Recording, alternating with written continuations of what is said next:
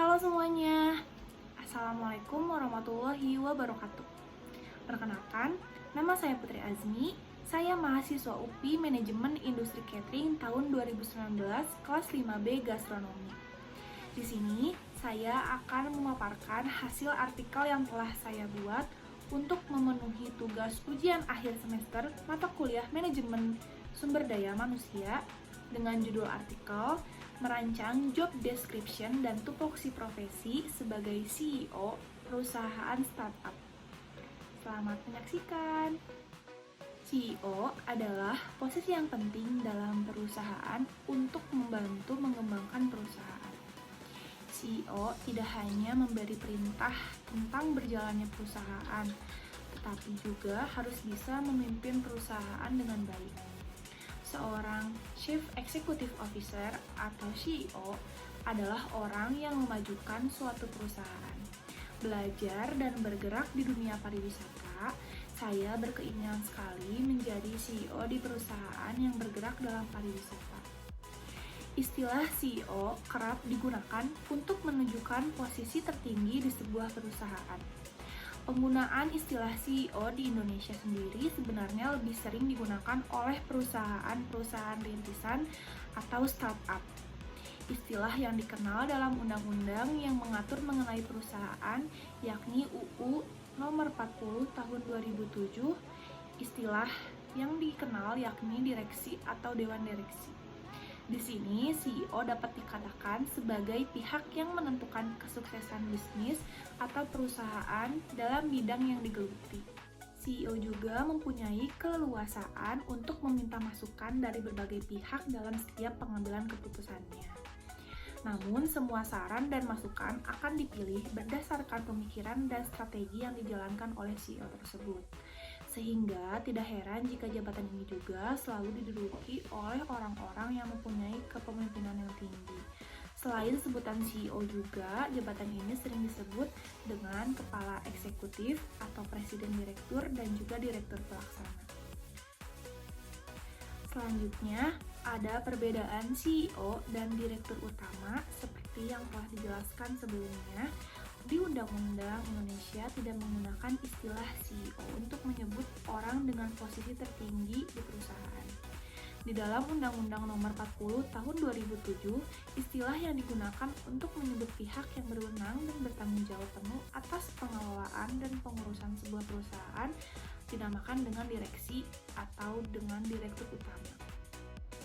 Selain itu, di dalam Investopedia juga dijelaskan mengenai bedanya presiden direktur atau istilah lain yang digunakan untuk menyebut direktur utama dengan CEO.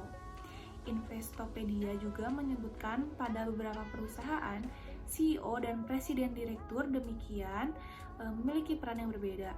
CEO adalah posisi tertinggi, sementara presiden merupakan posisi kedua tertinggi. Namun, kerap kali kedua posisi tersebut diemban oleh satu orang, sehingga bisa dikatakan sebenarnya CEO adalah istilah lain dari direktur utama dan presiden direktur.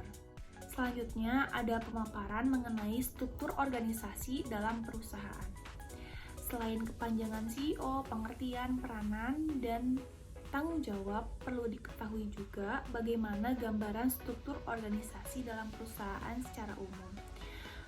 Itu dilakukan untuk menjaga kepentingan pemegang saham.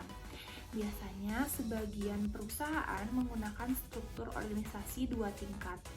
Struktur organisasi jenis ini terdiri dari dewan direksi yang menempati level puncak. Kemudian tingkat kedua diisi oleh manajemen atas perusahaan. Dalam struktur hierarki ini, dewan direksi berlaku sebagai pemegang saham. Kemudian dewan direksi akan memiliki ketua dan CEO. Selanjutnya memberi rekomendasi pada direksi untuk memiliki Chief Operation Officer atau COO dan Chief Financial Officer atau CFO. Selanjutnya, untuk menjadi CEO, kita perlu tahu juga tantangan apa saja yang harus dihadapi untuk menjadi CEO. Yang pertama, kita harus mempunyai pendidikan yang mumpuni. Untuk menjadi seorang CEO, tentu harus memiliki pengetahuan yang luas dan mendalam terhadap banyak hal, khususnya di bidang bisnis. Yang kedua, perjalanan karir. Selain pendidikan yang mumpuni, ada hal lain yang bisa membawa kita untuk menjadi seorang CEO. Hal ini adalah perjalanan karir. Jadi, seorang CEO tentunya mereka yang memiliki pengalaman kerja dan baik serta kemampuan pemecahan masalah yang mumpuni. Lalu yang ketiga, ada karakter.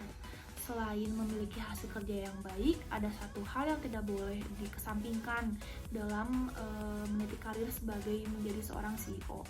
Hal ini adalah karakter atau kepribadian.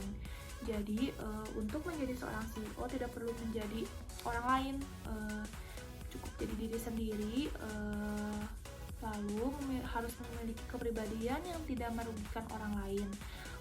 Oleh karena itu, CEO harus mengubah cara memperlakukan orang lain menjadi lebih baik.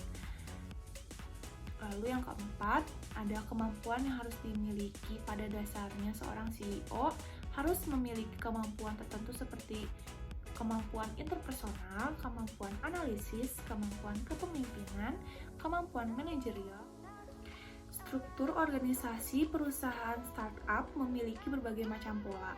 Pola yang pertama adalah berbentuk lingkaran, yaitu startup yang dikelola oleh satu founder saja. Pola yang kedua ada setengah lingkaran, maksudnya startup yang hanya dikelola oleh 2 founder. Yang ketiga, berbentuk segitiga, yaitu startup yang dikelola oleh 3 founder. Yang keempat, berbentuk segi empat atau persegi panjang. Maksudnya, startup yang memiliki tim inti berjumlah 4 orang. Dan yang kelima, berbentuk heksagonal atau segi enam. Artinya, sebuah startup dikelola oleh tim inti yang berjumlah 6 orang dengan fungsi dan divisinya yang berbeda-beda. Dari 5 pola tersebut, menurut Michael O'Donnell paling ideal adalah pola yang berbentuk segi enam. Karena menurutnya pola inilah yang paling pas dan sesuai untuk sebuah perusahaan startup. Maka dari itu, jika saya nanti menjadi CEO di perusahaan startup, saya akan menggunakan struktur organisasi yang digunakan oleh Michael O'Donnell. Yang paling ideal adalah pola berbentuk segi enam. Dalam perancangan struktur organisasi yang ideal pada perusahaan startup menggunakan pola yang keenam ini, yang pertama terdapat Chief Executive Officer atau CEO. Lalu yang kedua ada Chief Financial Officer atau CFO. Lalu yang ketiga ada Chief Technology Officer atau CTO. Lalu selanjutnya ada Chief Operating Officer atau COO. Lalu yang kelima selanjutnya ada Chief Marketing Officer atau CMO. Lalu yang terakhir ada Chief Sales Officer atau CSO. Sekian perancangan job description dan tupoksi profesi sebagai CEO di perusahaan startup yang telah saya buat. Mohon maaf bila ada kesalahan. Wassalamualaikum warahmatullahi wabarakatuh.